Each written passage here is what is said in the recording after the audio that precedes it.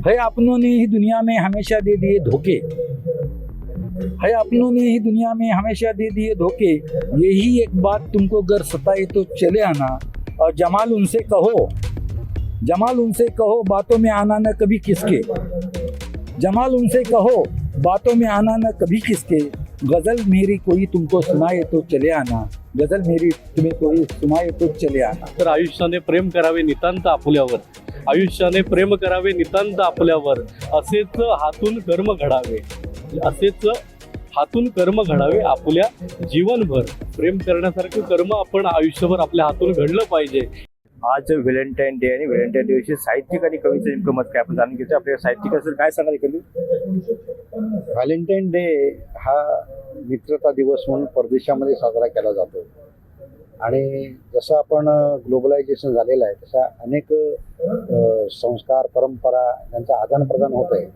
आपल्या भारतामध्ये सुद्धा हा मोठ्या प्रमाणात साजरा केला जातो। शुभेच्छा देतो त्यांना त्या दिवसांच्या निमित्तानं, परंतु मैत्रीता किंवा कुठली नाती ही दिवस साजरे करून दाखवता येत नाहीत, ती आपल्या नित्य नियमाच्या नियमक्रमामध्ये असली पाहिजेत। आपण सर्वांनी मैत्रीतापूर्ण वागणं, समाजामध्ये शांती सलोखा निर्माण करणं या दृष्टीनं या दिवसाकडे बघूया आणि प्रत्येक दिवस हा व्हॅलेंटाईन डे कसा असेल या दृष्टीनं आपण विचार करूया। प्रेमाचा दिवस म्हणून साजरा केला जातो। हा प्रेमाचा दिवस म्हणजे तुझं मित्रता आहे, प्रेम मित्र वगैरे ते सगळं म्हणजे प्रत्येक दिवस हा वेगळ्या तऱ्हेनं आपण कसा साजरा करू, मित्रता त्याच्यामध्ये कशी असेल, प्रेम त्यामध्ये कसं असेल।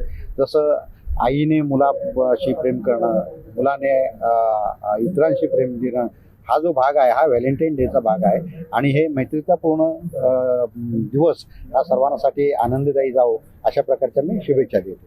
अजून आपल्याकडे साहित्यिक असेल काय सांगाल एकंदरीत? एकंदरीत आता सांगितलं असं की मित्रत्वता बाळगली पाहिजे। जसं आई मुलांचं मित्रत्व असतं, भावाभावांचं मित्रत्व असतं, मित्रांचं मित्रत्व असतं। आता हे जे काही जागतिक हे चाललेलं आहे त्या निमित्ताने मी शुभेच्छा देतो आणि त्या धरून जरा हिंदीमध्ये एक गजल सादर करतो। कभी तुमको हमारी याद आए तो चले आना, कभी तुमको हमारी याद आए तो चले आना, जमाने से अगर दिल टूट जाए तो चले आना, अगर तुम जा रहे हो तो मुझसे नहीं शिकवा, अगर तुम जा रहे हो तो तुम्हें मुझसे नहीं शिकवा, वहाँ कोई तुम्हारा दिल दुखाए तो चले आना, वहाँ कोई तुम्हारा दिल दुखाए तो चले आना, यहाँ की नफरतों से तुम कभी बेजार ना होना, यहाँ की नफरतों से तुम कभी बेजार ना होना, मोहब्बत से तुम्हें कोई बुलाए तो चले आना, मोहब्बत से तुम्हें कोई बुलाए तो चले आना। है अपनों ने ही दुनिया में हमेशा दे दिए धोखे, है अपनों ने ही दुनिया में हमेशा दे दिए धोखे। यही एक बात तुमको गर सताए तो चले आना, और जमाल उनसे कहो, जमाल उनसे कहो बातों में आना न कभी किसके, जमाल उनसे कहो बातों में आना न कभी किसके।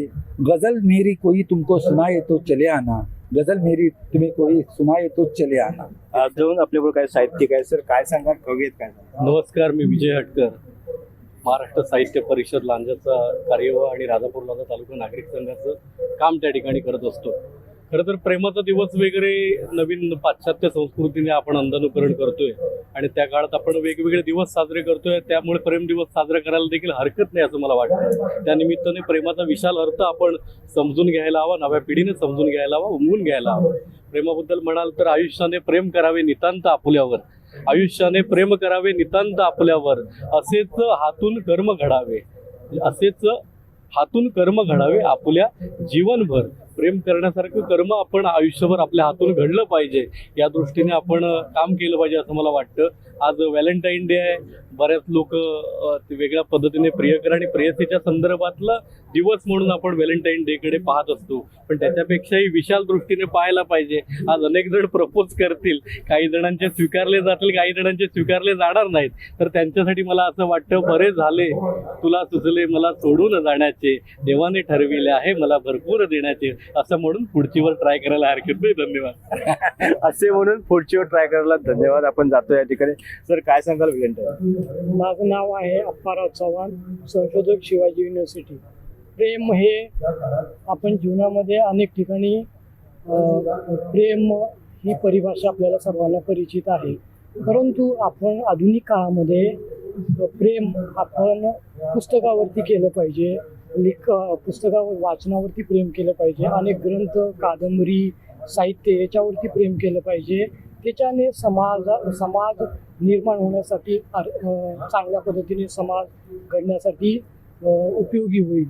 आणि युवकांनी तालुक्यामध्ये, गाव पातळीवर, जिल्हा पातळीवर अशा पद्धतीने साहित्य संमेलनामध्ये सहभाग नोंदवला पाहिजे. आणि साहित्याच्या माध्यमातून अनेक कलावंत आणि साहित्यकार निर्माण होणे काळाची गरज आहे. त्या दृष्टीने संशोधक विद्यार्थ्यांनी पुढे येण्याची गरज आहे. अनेक आपले साहित्यकार आहेत, त्यांना अर्थसहाय्य करून समृद्ध करण्याची काळाची गरज आहे. तेव्हाच आपलं गाव चांगल्या पद्धतीने सुजलाम सुफलाम आपल्याला पाहायला मिळेल.